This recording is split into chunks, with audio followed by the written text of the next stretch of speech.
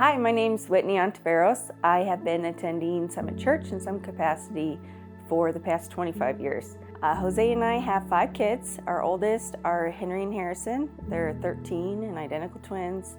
Our daughter Hattie is 11. Our son Franklin's 9, and our daughter Willa is 7. Before I knew Jesus, from a world standards, my life looked pretty good.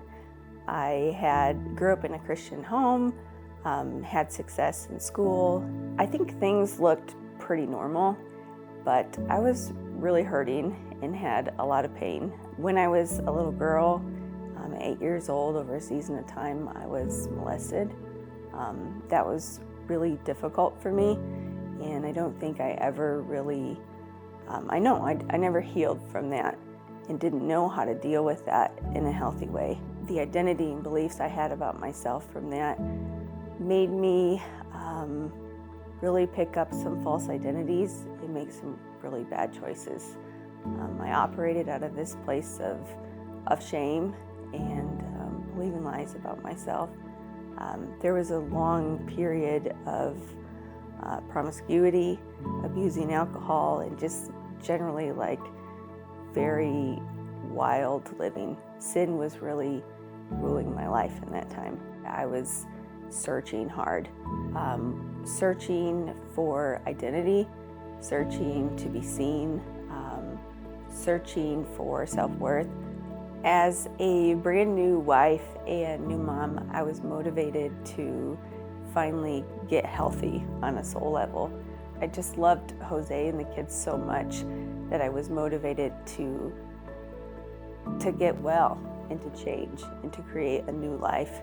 I knew that I needed to heal, and for the first time, I was willing to explore who this Jesus was. I remember being so encouraged reading the Bible with fresh eyes and seeing these examples of sinners, and Christ came into their life and began to transform them. I so related to Paul. I remember thinking oh, this guy's pretty messed up, like me. But if Jesus can take somebody like Paul and transform him into somebody not only that has found healing from his sin, but now has gone forward and is actually ministering to people and building the kingdom, I thought that why could that not be for me too? I was exactly who Jesus died for. That my sin and my past and my shame, my failures, that they were all paid for.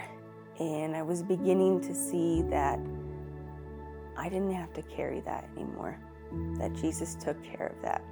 I think for a long time that I believed that I was unlovable and that I deserved bad things. 1, because of what happened to me, and 2, because of all the terrible choices that I had made and all the people that I had hurt along the way. It was in Christ that I really began to see I'm actually fully known and loved despite it. And it was that really changed my life. To know that somebody saw me, like the real me, and really loved me. And I just began to shed off all the lies that I believed from the past, and to take on a new identity as a beloved daughter of Christ. And that began to change my life. One of the ways that God changed me was to work out my issues I had with control. I had a false sense of control, and I think it really created a lot of angst in me. I just remember often having this vision of holding on really tight to everything, and I just felt him peeling back my hands, my tight grip on my life. It was this odd thing because before I thought control equaled peace. It did not equal peace. That was not true. But in Christ, I began to see that I could surrender that to him, that I wasn't in control anyway, and that I could begin to just trust him with the people in my life and the circumstances in my life. And that brought me a ton of peace. the opposite of what I used to believe. One of the things I love about God is how He takes the broken pieces of our past, heals them, and then redeems them by allowing those points of pain, those things that the enemy meant to destroy us, are now our purpose points.